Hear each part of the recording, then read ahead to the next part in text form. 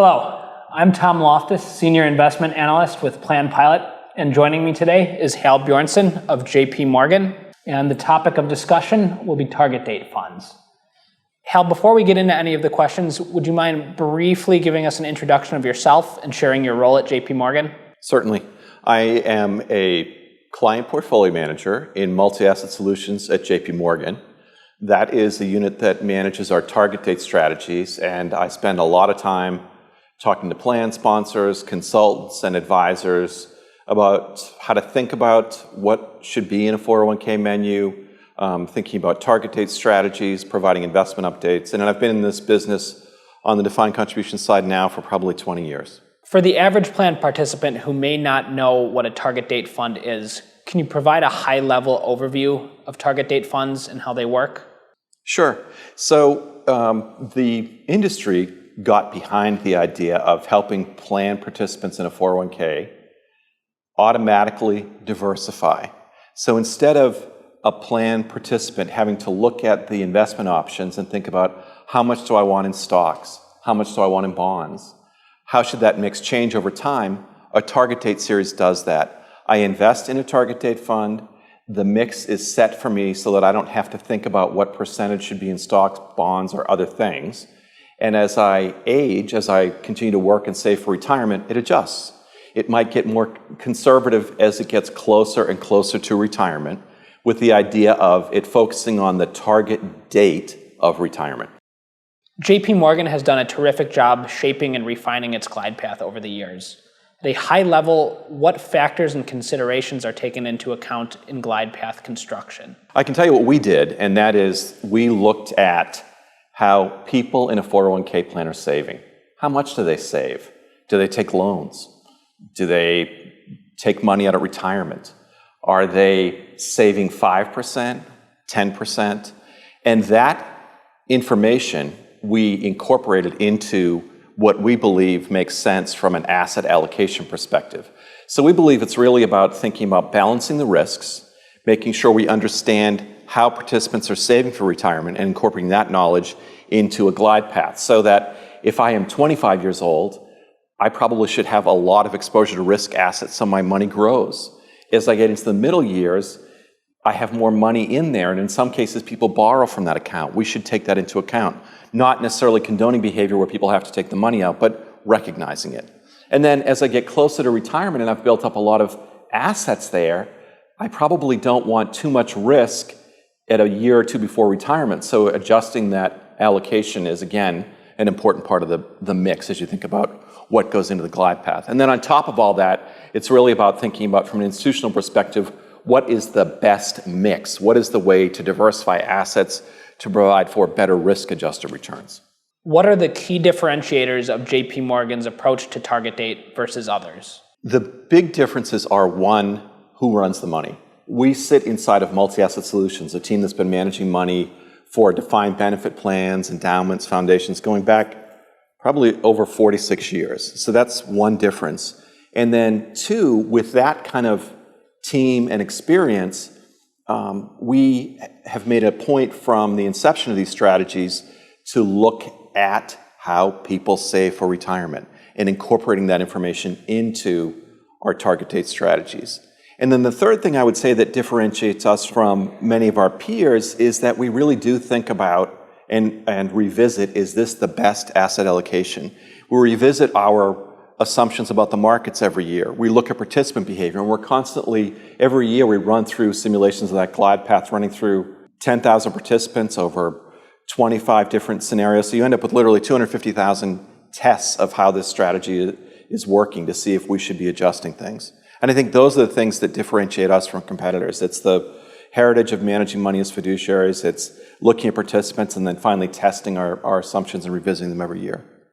Within any target date series, when you pull back the covers, there's a suite of underlying funds that in aggregate shape the asset allocations of the target date fund glide path.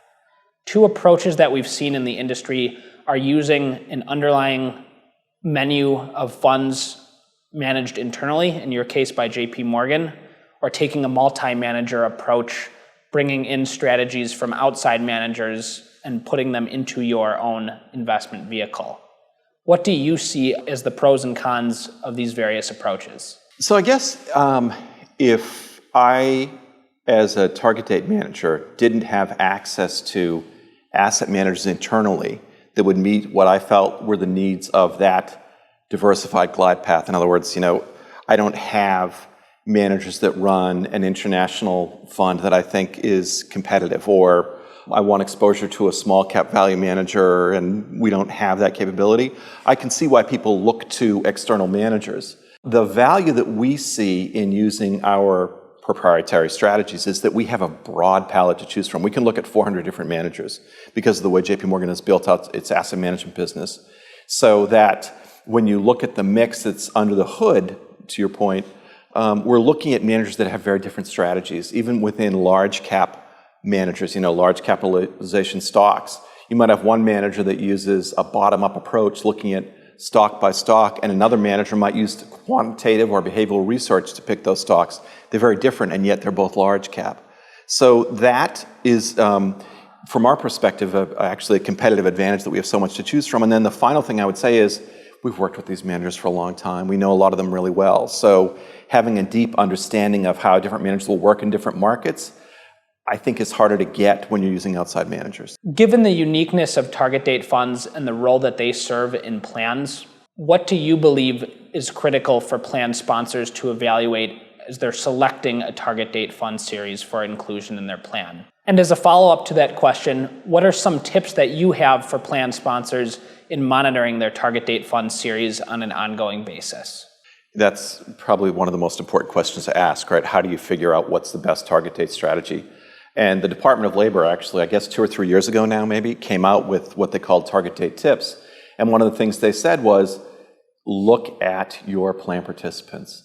Look at the demographics of your plan. And that's where we believe people should start. You should look at how your people save, what their ages are, when they retire, or if they leave. That's the first place to start in picking a manager. From there, you can look at whether you want a strategy that's more aggressive or more conservative. You also want to think about in your own plan whether you have something like a defined benefit plan and whether that influences what kind of target date manager you have. But really it starts with, what does my plan population look like? And then working with an advisor consultant, figure out what the best options are to screen. And then you're looking at, in those situations, how those strategies have done over a period of time, what their risk-adjusted performance has been. What are their objectives? Do they align with what I'm trying to achieve for my participants?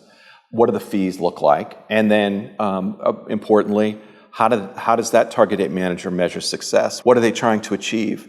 If my desired outcome as a plan sponsor is to get as many people to the finish line with income replacement, does that align with the goals of that strategy? If I'm trying to be aggressive and maximize the pot of money people have at retirement and in retirement, do I have a target date manager that meets that objective? I think the issue that the Department of Labor was trying to get at was that years ago, many plan sponsors opted to use whatever the target date manager was that was on the record-keeping platform. There weren't a lot out there. There wasn't a long track record. That was the way a lot of people made those decisions. Fast forward, we know a lot more about the track record of these strategies, and incorporating what my people do in saving for retirement is really the first step. To your second question, I apologize for running on here. In terms of monitoring the strategies, I think having an investment policy statement and working with a team like yours and monitoring these strategies and making sure that the manager that I'm with is doing what I expect them to do in different markets, and looking at making sure that manager tenure is there. They haven't had a lot of change in staff. And then any changes in the underlying strategies make sense, and that those are able to be articulated. And then I can understand the process, and I can understand where the performance is coming from. Hal, thank you again for being here with us today and sharing your insights. And for our audience, if you're interested in learning more about target date funds, we encourage you to reach out to a Plan Pilot consultant.